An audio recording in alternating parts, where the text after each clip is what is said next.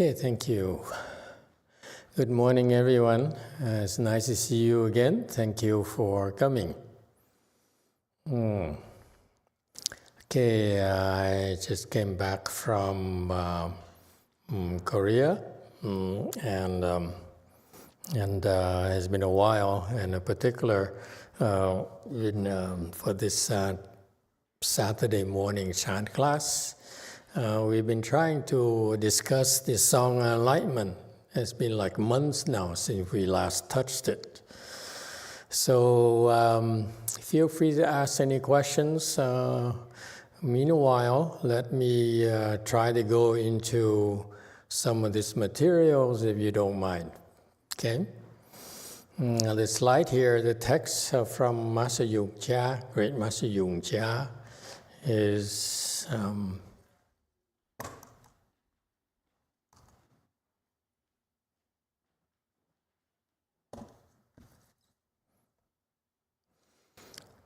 thing that needs to be charged. The text is: superior people, one glance, understand everything. Average and inferior people, although very erudite, doubt everything. So here, we on slide 160. He's talking about this section. He talked about in Buddhism. We looked at people, and usually they can be classified into three different types, three different categories: superior, average, and inferior. Okay, and here for average and inferior, Master YongHua, this enlightened monk, I believe he's an 8th ground Bodhisattva, 7th ground Bodhisattva. So 7G as a shortcut, as what we like to call people. He discussed about people who have erudition, meaning they learn a lot, very learned, heard a lot of Dharma, very knowledgeable. They tend to be doubtful. The more they know, the more doubt they have. For example, they read a lot, but don't understand and harbor doubts. Whereas the superior people, they hear once and they can see the principles, they understand. Whereas the average inferior people, they hear a lot of things repeatedly and they are unimpressed, they don't believe. And so this is what differentiates people. My interest here is to point this out to you because part of your chant practice is you will eventually all move into the superior roots, not just average or inferior roots. Okay? Why? How is it possible? Because this is what we talk to you about.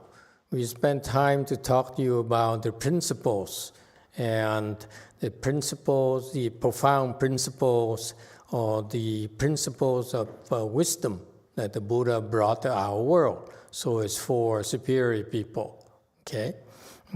And they are designed to help all of us awaken and draw upon our innate wisdom. So for those who don't quite have that, have a lot of doubts, they should listen more and more, and eventually they will get a deeper impression, okay? That's what happens to superior people. They need to listen. They listen a lot to the proper principles, okay? And what Master YongHua separates the superior from average and inferior groups is that the question there, the word there is doubt. If you have a lot of doubt, you are basically are average or inferior roots. Okay, you need to listen more. And it shows because I came from my Chinese master's environment. Looking back, I know that a lot of people who were much longer term disciples of him, and they have a chance to, because at those temples we listened to his teachings every single night. After evening ceremony, we would listen from for about an hour and a half every single night without fail. Okay, and yet when they hear these profound principles from this great teacher, this Chinese monk who has great wisdom, not just great wisdom, he has profound and great wisdom, they still have a lot of doubts. They don't understand. Okay, and it's something that can't be helped unless you have good roots. You listen to the profound principles, you simply can't get it. That's a good measure that you can check for yourself. Okay, in our temples and his temples, his lectures and our lecture, my lectures are basically to spell out the profound principles. In particular, at our temple, we put even more emphasis on the certain teaching, which is even more profound teachings than his temples. Okay, and very simple rule of thumb. If you hear these principles, you have doubt, like some of the people who came to our temples and could not stay because they couldn't believe what they heard. They disagree with what they heard. And it shows that they are average and inferior people. Okay? Any questions about that? It's no denying this. So this is a good rule of thumb for all of us to check. Okay? Check for yourself. You don't need anyone to tell you. The doubt will arise naturally when you listen to these profound principles. That means that you still have a lot of work to do.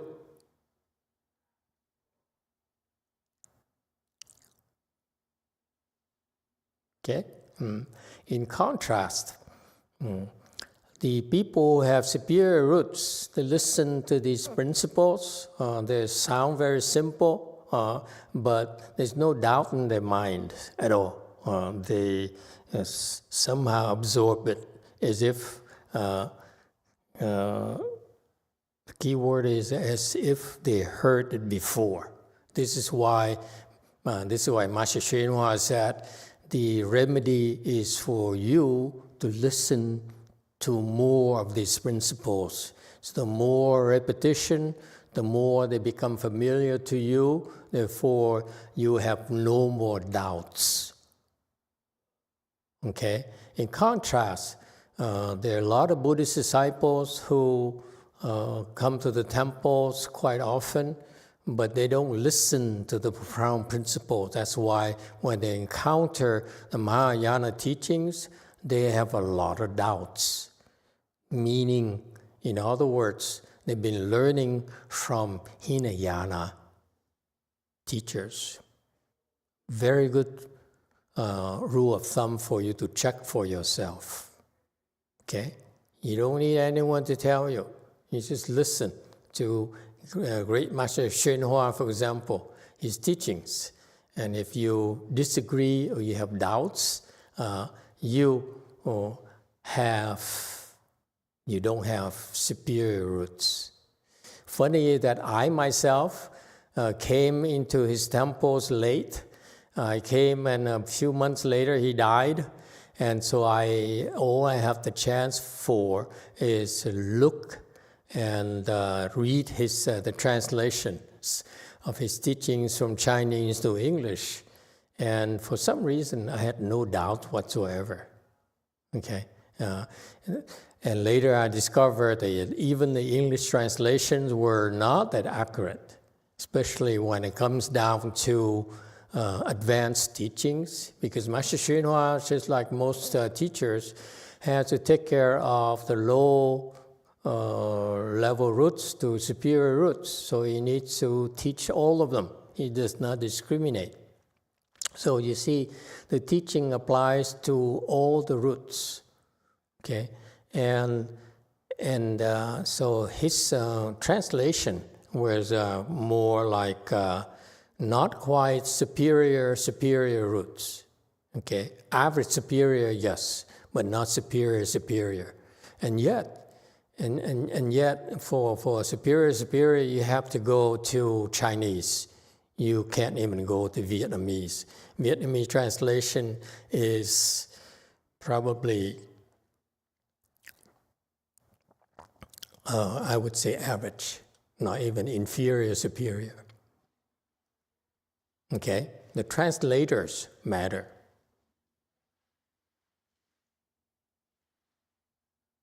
All right? And these you need to keep on listening, period. You don't have to understand. You keep on listening, and someday it will click. All right?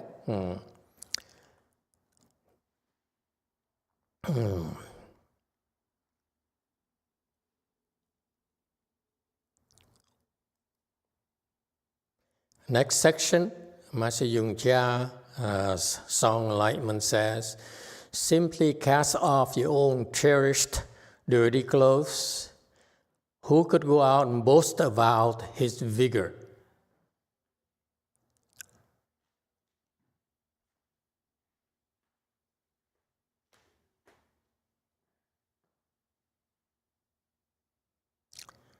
Excuse me, I'm not using this mouse here. He says, doesn't matter who you are, simply cast off your own cherished dirty clothes, okay? And not promoting your own goods. What I don't get here, how does it go from superior, inferior roots to cherished dirty clothes?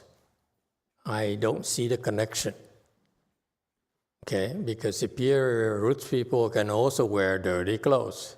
It happens. And so sometimes this Chinese logic I fail to understand.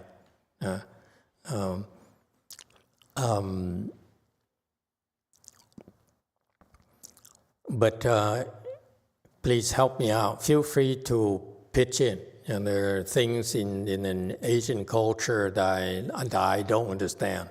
I'm more of the Western educated background. Okay, I'm learning just like all of you. So you cast off your own cherished dirty clothes. It seems to me that he says that we tend to be attached to dirty clothes, meaning that these clothes that we're so attached to actually make us look bad. Okay, and then the next thing he says that since many of you have this tendency, is why would you be promoting yourself? Okay, in Chan, what is the normal way that most people promote themselves? That happens in his temple. They boast about their vigor. Okay, because Chan practice, by the way, is a practice of vigor. This is one major reason why I keep on going to Korea, that land there, where in the culture they're extremely vigorous. In the Asian culture, the educational system is so competitive that the kids have to go to school starting at 5, 6 in the morning, and they don't go home until midnight, 11 midnight. We started looking, becoming interested in a way place in Seoul. We have a way place in Bundang, which is a suburb of Seoul, and we are graduating towards going to Seoul. We started looking at a place, and this was at about 11:30 at night. In a basement. It's a study hall for Korean kids, and I saw teenagers about 12 years old. At 11:30 at night, there's this room here about 70, 80 pyong, which is about, 1,400 square feet, maybe less, okay? And they're studying. At 11 o'clock at night, they're still studying. I was shocked. And this is the culture. In Asian culture, there's so much competition that they need to cram. They do a lot of cramming. Okay, so in that culture, in Asian culture, unlike here, they are extremely vigorous. There's so much competition. So being vigorous is part of the culture. And to me, this is an edge that the Asians have over us, the kids have over us, in that they naturally are more vigorous than we are. We are a lot more self-indulgent. They are so vigorous, okay? And the Chan practice is a practice of vigor, okay? This is key to this Chan practice that we're doing. We need to do more and more and more and keep up with it, okay? No excuses. If you slack off, you fall behind. You lose your momentum, okay? And so that's why especially the people in China who practice Chan, they understand that because that's their culture. They're very, very vigorous. I feel that I came to Master YongHua's temples. I feel that the kids in Korea are even more vigorous than the Lefong people I met at Master YongHua's temples. I was impressed. So they have, if you are vigorous, it's because you have, not only because of external pressure, but you have Mahayana roots. Because it takes the Chan practice is a practice of vigor. You want to improve, you need to be more and more vigorous. People surpass you because they're more vigorous than you. And that's why it's not uncommon for Chan practitioners to brag about it. When I first came back here, I met with some Taiwanese and Chinese monks. I talked to them. I tried to learn from them what the path of cultivation. They all invariably brag about how they would go to China and participate in Chan Qis every year without fail. And they really brag about it. They're very proud of it. Okay? And if you are like that, then you don't understand Chan. You're practicing Chan and attached to the form, the external mark of vigor. To be vigorous is something you do naturally without thinking, just like those kids in Korea. Okay? They're vigorous because they have no choice. They don't do it, they will be surpassed by their peers.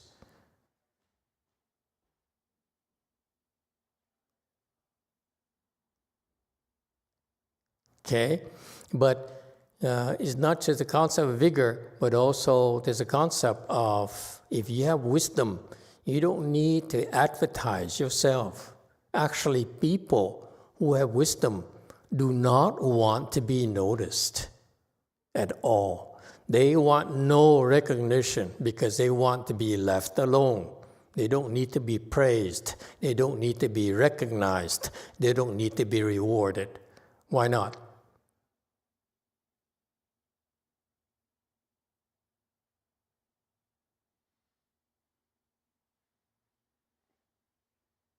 Why are we in this country so attached to, most people so attached to recognition, attached to being liked?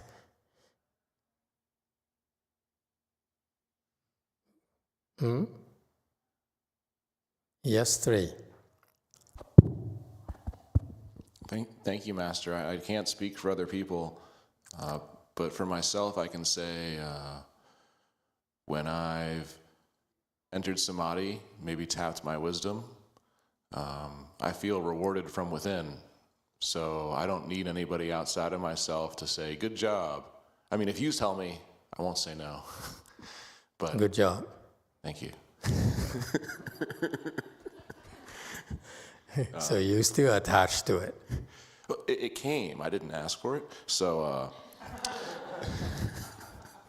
but I, for myself, I think as I've matured at work, I've learned there's a benefit not to standing out, not to being proud of your accomplishments, instead just being able to solve problems. And that in of itself is a reward. I don't need somebody to tell me good job. Knowing that I solved a problem for people and helped them, that's good enough. Very good. Anyone else? When you practice chant, it feels good? Yeah? You sit here, sit here. You sat for a while. Like some of you, the legs are still hurting, okay? But in general, you practice meditation. Does it feel good? Does it feel peaceful?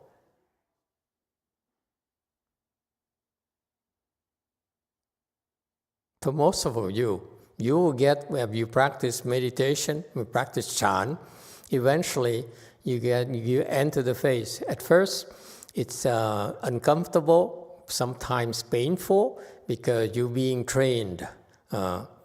But just like everything else, the learning, we're starting out, there is a learning investment period, a period where you need to invest into learning, and it's not easy, okay? But once you have some momentum, you feel good. It's a darn nice state to be in, that you can simply cross your legs and feel good immediately, instantaneously. This is a beauty of full lotus. To the point where our disciples in Korea, they're getting older, so they have knee issues, cartilage around the knees, because they are too old now. They have no more cartilage around the knees, and so bending the legs is too much stress on the knees. So they couldn't bend anymore. So they all those people came to me and said, Master, I hate it why I can no longer sit in full lotus.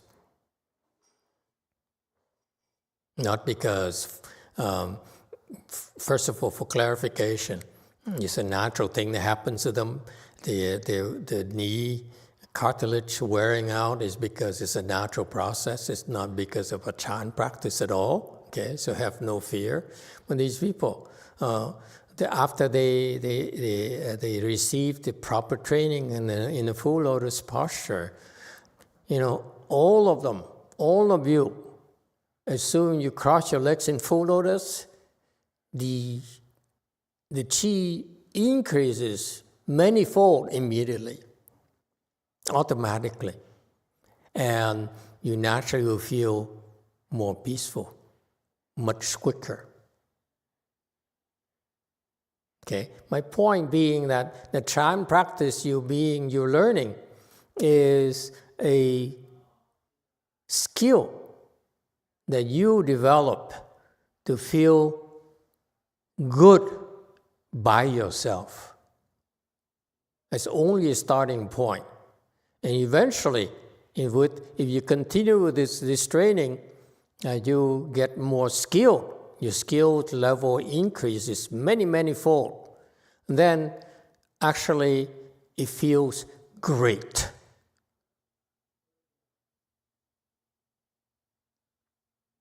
I give you an example. Personally, I just came back from Korea. I still suffer from jet lag. This is my 10th day back now. Okay?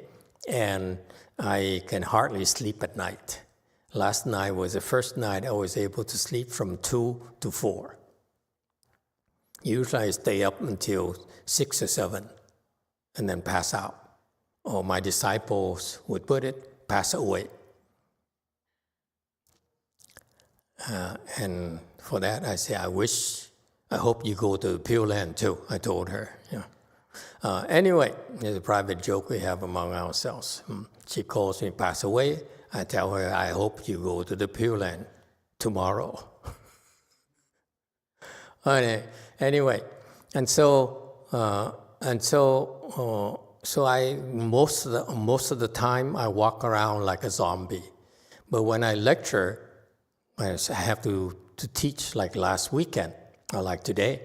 Doesn't matter how much sleep I have. Okay, I cross my legs like this. I go into my mode, and the jet lag, the tightness, is forgotten immediately. Matter of seconds. Okay, and it feels peaceful. Believe me, it's a worthwhile skill to have. The Chan practice you are learning is you enjoy the peace and the bliss that you generate for yourself. You don't need anyone to give it to you. And you find that when people praise you, when people give you material things and praise you, give you recognition, or become famous and so forth, it doesn't feel as good as Chan meditation. That's my experience. Yes, 6. Hi, Master. There's a question from YouTube, but it's not the same topic. Should I wait? It's okay. Talk about anything, anytime. Thank you. This comment is from Robin Sandalwood. Emitofuo, Master. Though off topic, I would like to ask your expertise. If you feel sincere guilt and remorse for past misdeeds, after we repent, is it wrong to continue being afflicted by guilt?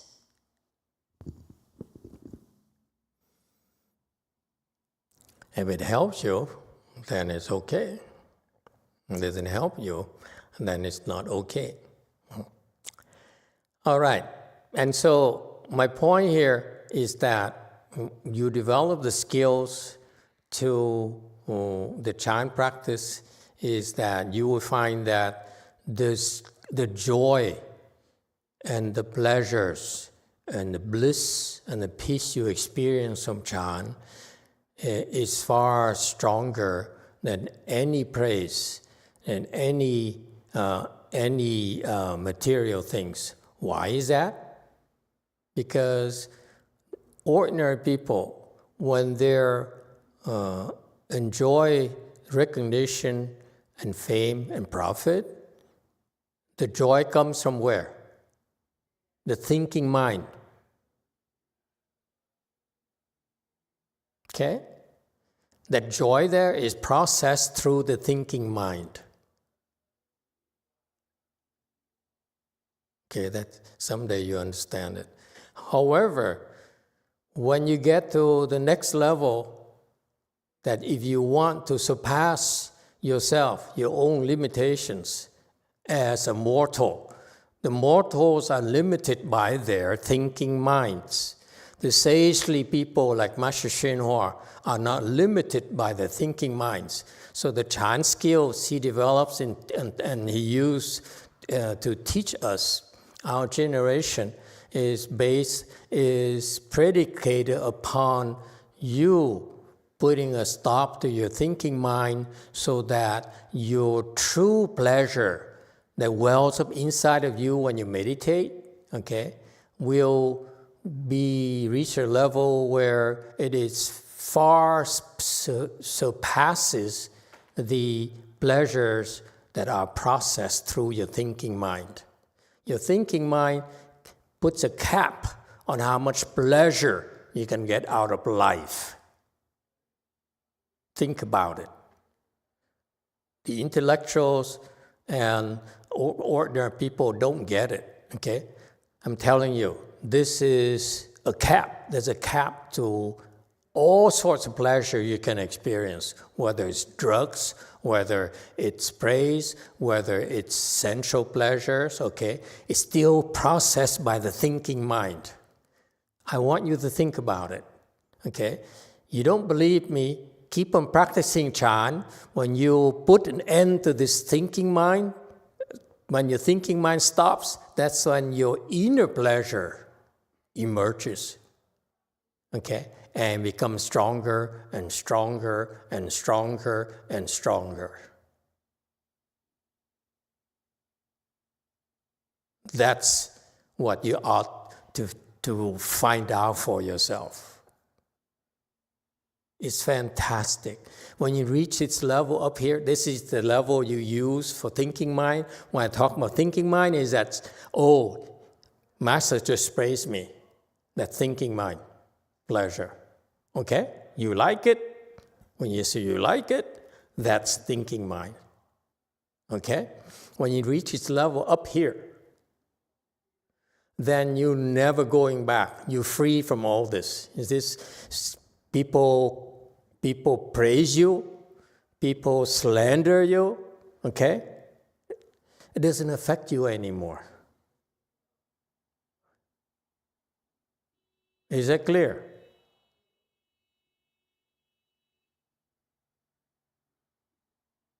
And not only that, it turns out if you're at this level, okay, now actually you find that the other pleasures, the world pleasure actually increase. They're more intense than before. You find out. Don't worry, okay? I'm just giving you glimpses of what to expect, okay? Okay, 166.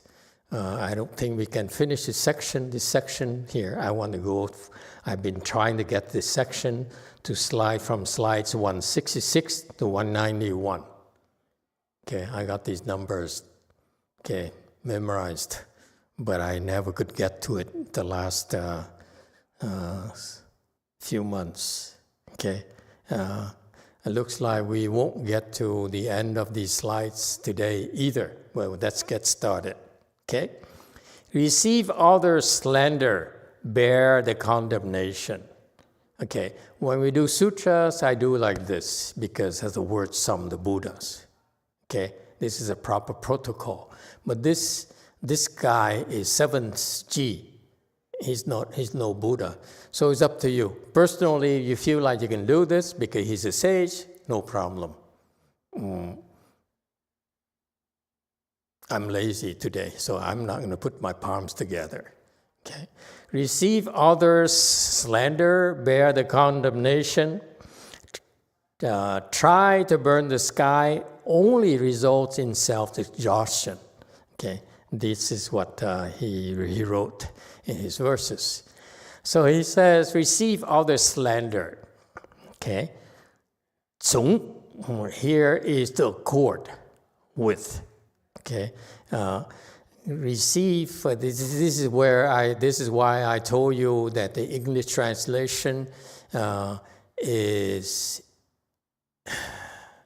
inferior, superior. If you look at superior grade, as inferior, average, and superior. Okay, so English, for your information, from my perspective, the English translation of Master YongHua's teachings is inferior, superior grade. Okay? And so that's why this is a proof right here. 总他棒 here is not to receive, is to accord with, to go along, not receive at all. To receive is to take it. Okay? When someone slanders you, you go along, doesn't mean that you receive it. Is that clear? There's a big difference. Receipt, to me, is like when you go to a restaurant and you charge on your credit card, they give you a receipt, okay, to show that they receive your money, okay, the payment. Okay. But 总 here is to follow along. That's all. Okay? And follow along here in Buddhism, in Chan, also had a connotation to accord with. Okay? Don't fight. Is a concept here. There's no need to fight. Okay? And other slander. Slander is when people say ill things about you, and they're ill-founded. They have no basis whatsoever. Okay, and this is what happens to most monks and nuns, by the way, who have some skills, have some potential. Many of them have to go through this gate. Okay, I tell you more about it later. Okay, bear the condemnation. Bear is run here, is to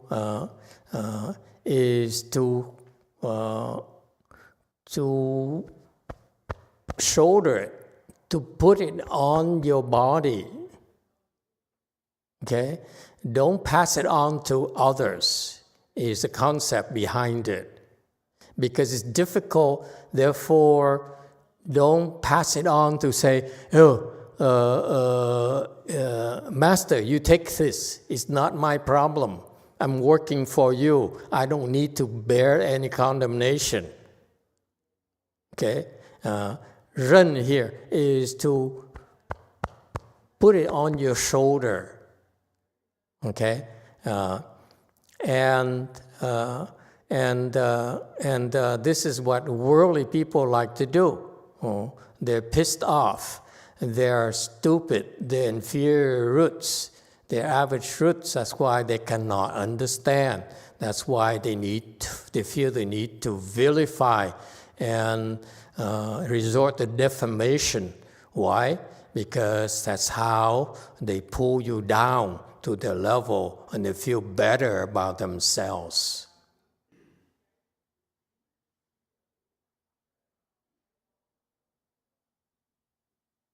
Okay? A little bit of jealousy there. Trying to burn the sky only results in self-exhaustion. So imagine this image of this guy here, throwing a torch up in the sky, trying to burn it. And the torch eventually, when it reaches its peak of the flight, will fall back down. Okay? And it's futile of an attempt.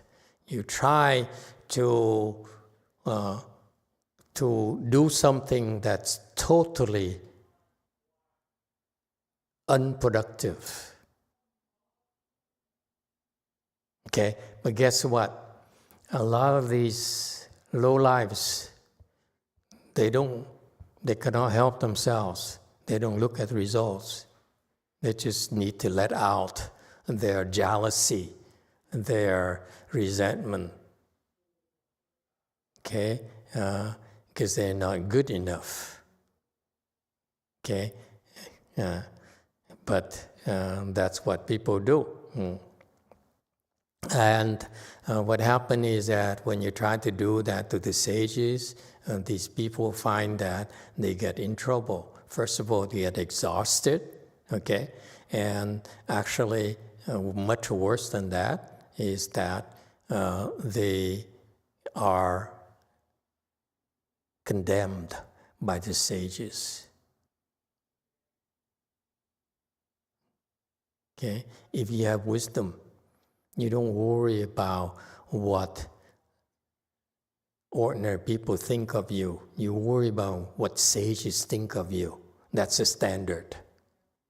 Don't worry about what your peers think of you. Worry about the people who are better than you think of you.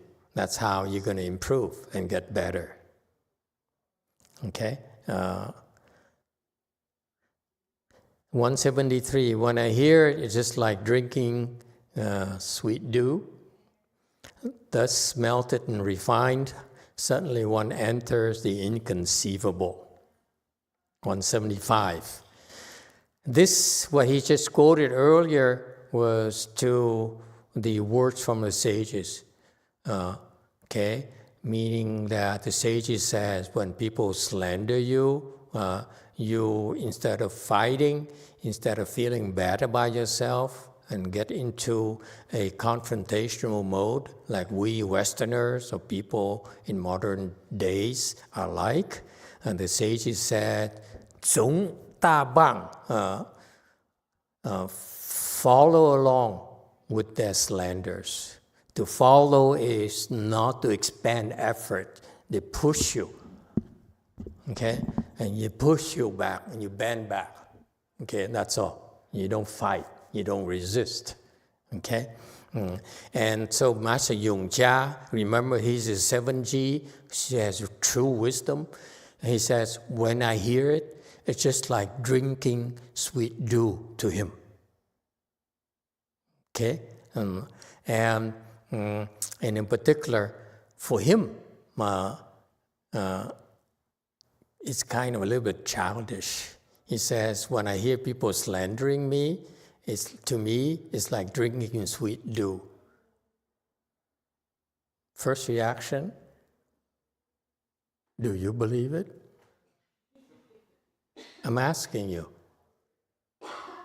You think it makes sense?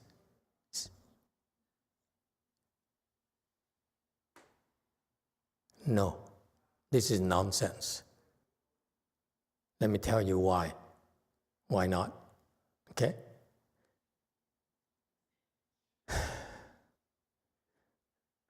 He's bragging. He's boasting. Instead of boasting by his vigor, he's boasting about his level of wisdom. He says, I have wisdom now. I don't need to brag about my vigor. But you know what? My wisdom is so cool. When people slander me, it feels like drinking sweet dew to me. And let me tell you, it's BS. The guy is full of it. I know many 7Gs people. Okay? When they're slandered, it hurts. Okay? But they can take it. That's the difference between them and you. When they're slandered, they can take it. They get hurt, but they recover. When you are slandered, you cannot recover. You have to run away. Okay? Okay, so this guy is bragging. This, I totally disagree with him. It's not like drinking sweet dew. Even at his level, it's baloney. Okay? In his normal state, it's very unpleasant. No one likes to be slandered. Agree? It hurts. Why does it hurt? Because you're with others, like your wife, your children. Okay? People who like you, who admire you. You know what? You're going to be hurt because them people around you are hurt by it. Agree? Is that clear? If you're married, your wife loves you, and someone slanders you, of course your wife's going to be upset, and that will make you upset as well. Is that clear? It's just common sense. You don't live in a vacuum. When you get slandered, people around you are bound to get hurt. And that will hurt you. Maybe not directly by the slander, if you have some skills, but by the people who care for you. Your parents, your husbands, your best friends. You're going to go, hey. It's unfair. Okay? Number one. Number two, the only way that he's not hurt, is when he enters samadhi. He enters the 7G samadhi, he's not hurt. Okay? And at that state, does he feel like it's tasting sweet dew? No, it's empty, there's nothing there. So he's bragging. Master YongHua, you're full of it. Okay? There's things he does is right, but this is wrong. This is bragging. Okay? It's not real. Chan is life. It's for real. It's not about imagination at all, folks. You're learning how to improve the quality of life. What is the quality of life? That includes both the bad and the good. Just because you practice Chan doesn't mean you will never experience bad things again. You won't feel bad ever. Not at all. The difference between you, who have Chan skills, and ordinary people is that when you have a bad experience, you can recover and rise above it. Ordinary people cannot. That's the difference. You don't become a log. Don't become a piece of metal and you have no more feelings at all. That's wrong. It's not what Chan is about. Chan is about recovery. Yes, we'll get hurt, we'll get in trouble, but we recover so much quickly. Whereas ordinary people, they're helpless. They're attacked by their depression ghosts. They don't know what to do.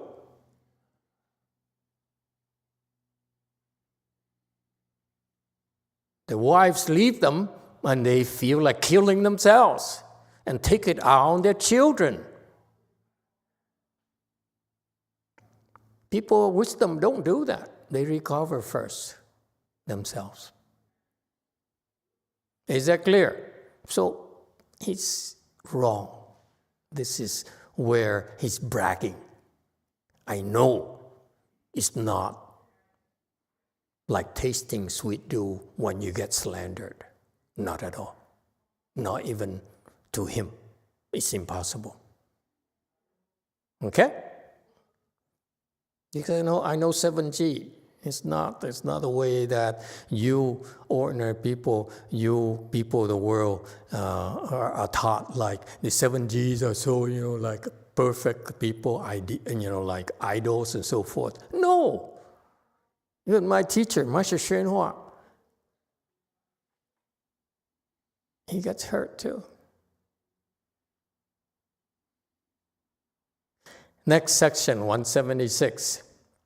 Thus melted and refined, suddenly one enters the inconceivable. This refers to the fact, this is very, very important. What he says here is very, very important.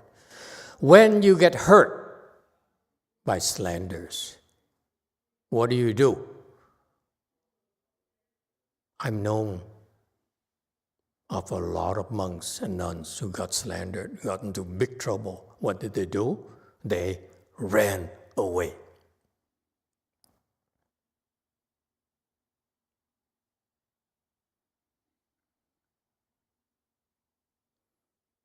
The key word here, 消融. 消 is dissolve. 融 is absorb. Meaning what? When you get slandered, don't run away because the slander follows you. The hurt follows you. Instead, what do? If you have wisdom, you 消融, you dissolve the slander and you absorb it into your body. And suddenly you enter the inconceivable. So stop whining. Stop crying. So how do you 消? How do you smelt it? How do you dissolve it?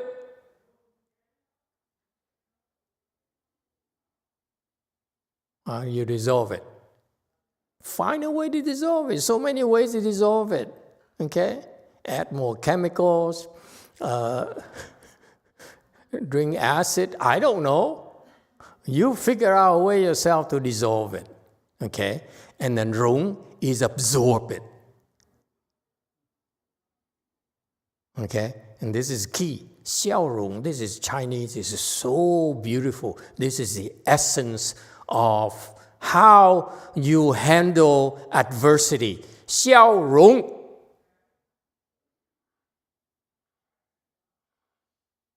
What's rung in Vietnamese? Dung, right?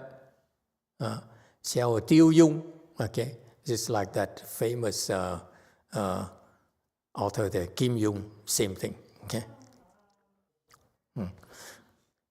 Xiao rung is you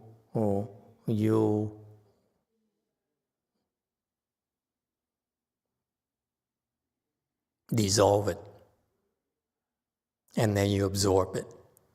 Okay, you dissolve the slander, and you absorb the slander. That's how you enter the inconceivable. Inconceivable here refers to enlightenment. Meaning that when you face with difficulty, slander here represents something that's so unpleasant. This goes back to reason number 3. That's why I said Master YongHua is full of it. He's a BSer after all. Okay? Is that he himself contradicts himself. He says, I listen to the slander as if it's sweet dew. If it's sweet dew, there's no need to xiao rung. You don't need to dissolve it and no need to absorb it. Okay? You need to xiao rung because it's so difficult for you to absorb. Is that clear? So that's why he's full of it. He brags too much, this guy. I would slap him in the face saying, Master, you really respectfully cut it out, okay? You're not impressing us Westerners. You may impress the Chinese, but I'm not impressed by you, okay? But see, he says here, this is the key. When you practice, okay, you need to learn to xiao rung. Things are difficult for you to accept. Meaning what? You come here, you women come here, and you go home after eating lunch soon. We're going to go to lunch soon, okay, girls. And you go home, and husband says, where were you? How could you abandon me? Okay? He said, I didn't abandon you. How could you be slandering me? So what do? Don't complain. You okay? You follow along, you xiao rung it, you dissolve it and absorb it. Is that clear? If you do that, you have a chance to become enlightened. Don't run away. Look at himself. Oh, honey, I miss you too. That's xiao rung. See that? Xiao, I miss you too. Rung is you hug him. That's one way. Okay? Same thing with you men as well. Where were you? We see an old woman. I said, I miss you too, babe. Oh, you look so adorable this morning. Got that? Guys, this is Chan. You think Chan is here? No. Chan is an attitude. When you have difficulty, things are difficult for you to handle, you xiao rung. You zung, and then you xiao rung. This is a beautiful lesson, folks. Superior for superior people. You do this, I guarantee you, you will get to the superior roots class. This is what they do.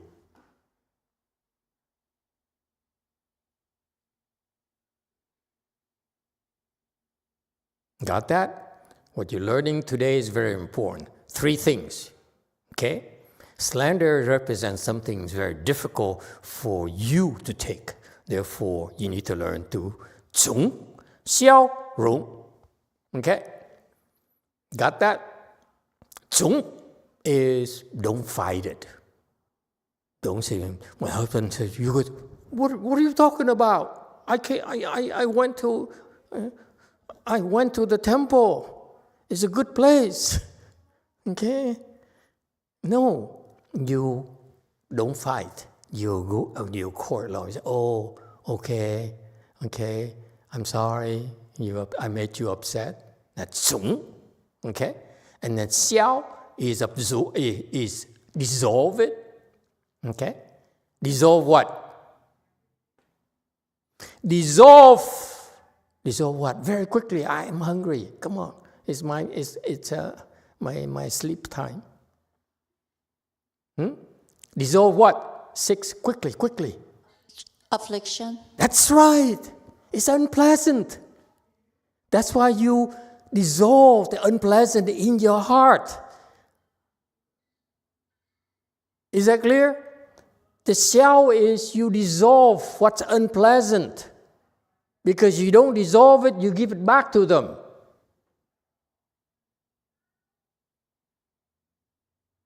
Like your girlfriend, she's unpleasant. Okay? You fight her, you push it back to her. That's all you do.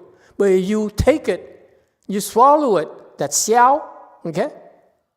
消融 is another way is to swallow it. Oh, tastes like sweet dew, like this bragger guy. Oh, your words are like sweet dew to me. Hi, Malaya. Got that? Okay? So, please remember 3 things. I insist you learn this Chinese thing because it's incredibly wise, folks. Okay? Please bear with me. 忠, 消, 融. That's how you can improve the quality of your life. 忠 is don't fight. Don't be like a porcupine. As soon as you touch him,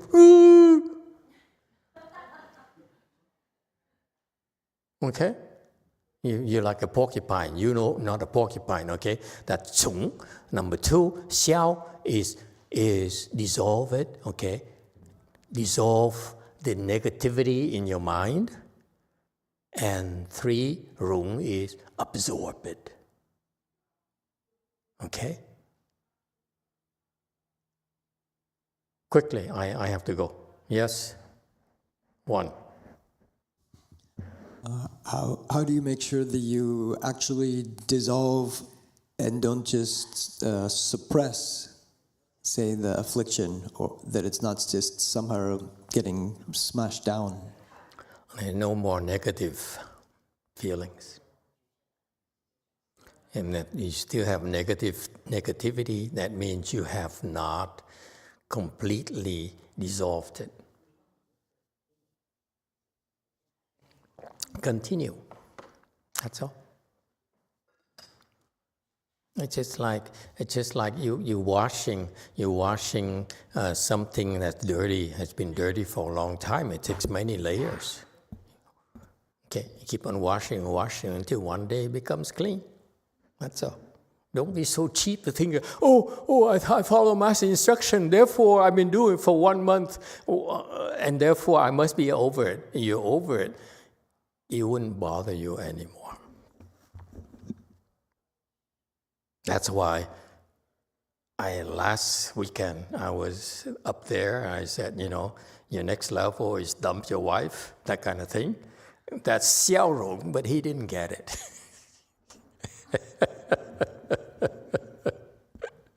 Okay, thank you everyone. Let's go have lunch.